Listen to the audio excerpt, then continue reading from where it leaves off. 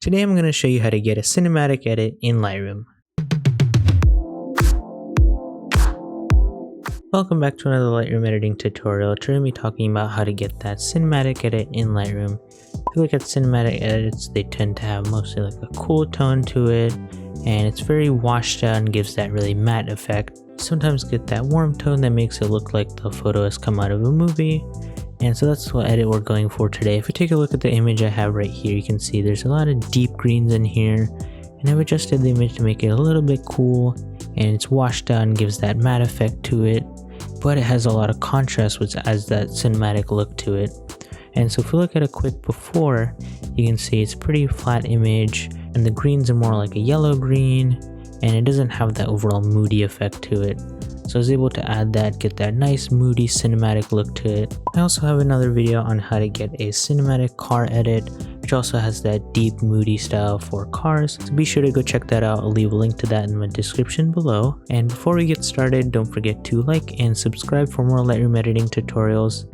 And let me know down in the comments below what other presets or videos you would like to see. I went ahead and made a virtual copy just to get started with a clean edit. First thing I want to do, since a lot of cinematic images tend to have that cool tone, is bring down the color temperature, make it slightly cooler. And then I also want to adjust the tint a little bit, make it a little bit towards that green. Alright, now this image is looking a little dark, so I'm going to bring up the exposure just so we can see a little bit more detail. And I want to add a lot of contrast too, so I'm going to bring up the contrast slider. There we go. Now you can see there's a lot of bright highlights here and in the house, so I'm going to bring that down just so we can see those parts a little bit better. There we go. I also want to bring some of the darker parts out, bring up the shadows so you can see a little bit more of that. There we go. You can see even though I brought down the highlights, there's still a lot of bright whites in here, and I want to get rid of that, so I'm going to bring down the whites quite a lot. There we go. And then I'm going to bring down the blacks. That's what gives that really deep color to the darker parts of the image. Next, with the texture, I just want to bring up the texture a little bit. And then the clarity, it's kind of faded, so I'm going to bring a little bit of clarity to that. And then bring a little bit of dehaze. Now I'm going to decrease the vibrance, just get that little bit of color out of there. And then add some color back with the saturation. There we go. So these are just the base edits. If you just look at a quick before and after, kind of even out the image a little bit. Alright, now we're going to move on to the tone curve. This is where we're going to be adding a lot of contrast to our image. And so I'm going to start off with 3 points, one in the shadows, midtones, and highlights. So I'm going to start by bringing down the shadows. And you can see as I do that, it starts to bring a lot of the darker parts of the image, adds that contrast to that. So bring that a little bit over here. Now with the midpoint, I'm going to bring that over. It's going to decrease those really bright highlights and those midtones. There we go. And then with the highlights, I'm going to bring that up. There we go. Now with the black point and white point, I'm going to bring those down. So to bring down the white point a little bit. And then bring up the black point, give those faded colors in the darker and lighter parts of the image. Just adjust the tone curve a little bit. There we go.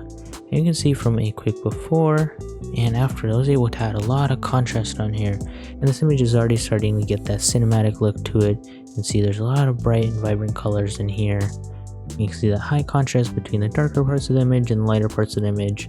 And so that's really what we're going for. So now we're going to move on to the HSL and kind of adjust those colors, give that more faded look to the image. I'm going to start by adjusting the reds, oranges, and yellows. I really want to bring the reds towards like an orange, and then bring that orange towards like a red. Mostly going for the color in the house, side of the mountain, this bridge right here. And then with the yellow, I'm going to bring that all the way over towards green. And so you can see that gave that dark green to the grass, where before it was more like a yellow green, and so I was able to make that really deep green. And then with the saturation, I'm going to bring down the saturation of the red a little bit. And then with the orange too. Now that our yellows are controlling the green a little bit, I really want to desaturate that so we don't put too much focus on the grass. I'm going to bring that down. There we go. So I was really able to bring down that green tone in this image. So now we're going to move on to the luminance. So I'm going to brighten up the reds just so we see a little bit more of that. And then I'm going to decrease the orange. And then I want to decrease the yellows too. There we go, now the reds, oranges, and yellows are looking much better. So we can move on to the greens, aquas, and blues. And so with the greens, I want to bring that over towards more like a deeper green, so it just gets that last bit of green that's left. And then with the aqua, I want to bring that more towards a blue color. And then with the blue, I'm going to bring that towards more of an aqua color. So you can see I add a little bit of teal to the water here and in the sky. So I'm going to adjust the saturation of those. I really want to bring down the green saturation just so it's not really prominent in the image. Now with the aqua and blue, I also want to desaturate those colors, so that'll bring it down in the water and in the sky. There we go. Now with the luminance, I want to increase the green so we just see that a little bit more. But with the blues and aquas, I want to bring those down just to make them a little darker. Alright. So with the purple and magenta, I want to make the purple more towards the blue. And then with the magenta, I'm going to bring that towards the red. And then I'm just going to desaturate both those colors. And then I'm going to brighten the purple. And then darken the magenta.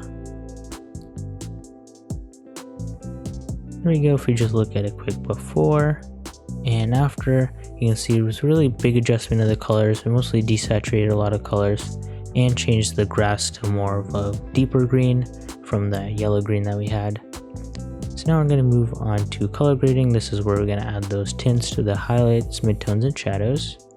So first I'm going to start with the shadows. The shadows tend to have that cooler tone, so I'm going to add that blue to it. Only around right here. Alright. And then with the highlights, I'm going to add that slight warm tone to it. Make it in that orange. There we go. And then with the midtones, I also want to add a little bit of that orange to it as well.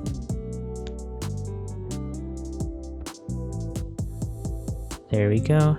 So if we just look at a quick before and after, you can see the biggest change was just adding that little bit of warm tone to the sky and in the road right here. So we're going to move on to the detail. I'm going to sharpen the image and add a little bit of noise reduction just to clean up the image a little bit. There we go, just add a little bit, add a little bit of noise reduction, and contrast and detail, and then reduce some color noise. There we go. Now we're going to move on to effects. You can see this image already has kind of a vignette to it, but adding a little bit more vignette will get that more cinematic look to it. So I'm going to bring that down to -10. So you can see just from that alone, I was get that really moody look to it, kind of centers the focus on the image. And I want to add just a slight hair of green to it. There we go. So now we're going to move on to the Camel Calibration, just fine tune the colors a little bit more. So I'm going to start by increasing the blue primary. So you can see that kind of add a little bit of saturation and luminance to the greens over here. So I want to decrease the saturation on that, so that's not too much. And then with the red primary, you want to increase the reds. And then I'm going to decrease the saturation on that.